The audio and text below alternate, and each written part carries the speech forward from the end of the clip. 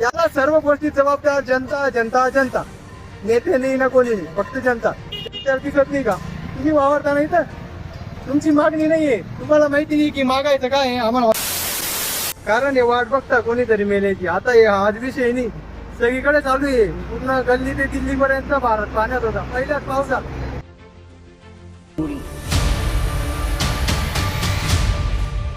आणि दरवर्षी करोड रुपये खर्च होता. मग जाता कुठं तुमचे नवीन नवीन टेंडर दिसता, तुम्ही दाखवता.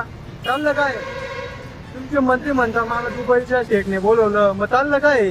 दुबई के राजा, दुबई के प्रिंस हिंदुस्तान में आए थे. मैं, मोदी जी, हम सब मंत्री 3-4 एक टेबल पर बैठे थे हैदराबाद हाउस में. तो दुबई के प्रिंस ने मोदी जी को कहा कि हमारे लिए एक एहसान कर दो. बोले आपको क्या चाहिए? तो बोले 6 महीने के लिए नितिन गडकरी को दुबई के लिए एक्सपोर्ट कर दो. चाललं काय काहीच नाही ना. इतके लोक मरतायत रोजचे. 400 वर्षापूर्वी महाराजांचा इतिहास बघा तुम्ही. महाराजांचे गड किल्ले अजून समुद्रात उभे.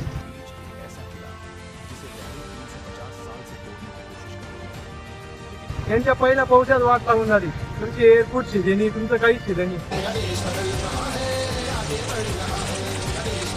कोणती गोष्ट चांगली आहे मग दाखवा मला. पण बोलत नाही.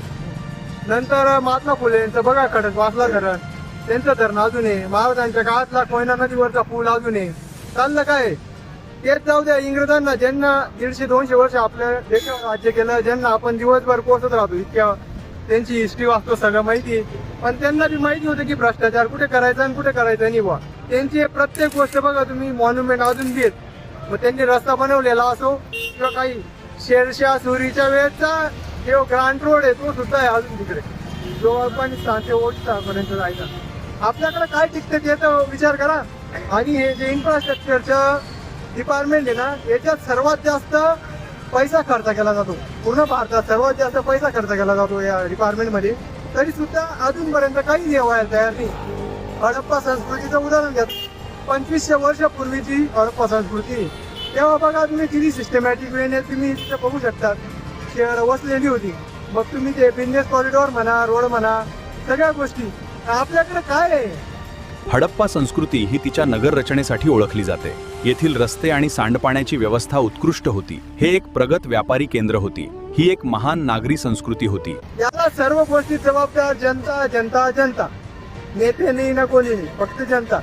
त्याला दिसत नाही का तुम्ही वावरता नाही तर तुमची मागणी नाहीये. तुम्हाला माहिती नाही की मागायचं काय आहे आम्हाला.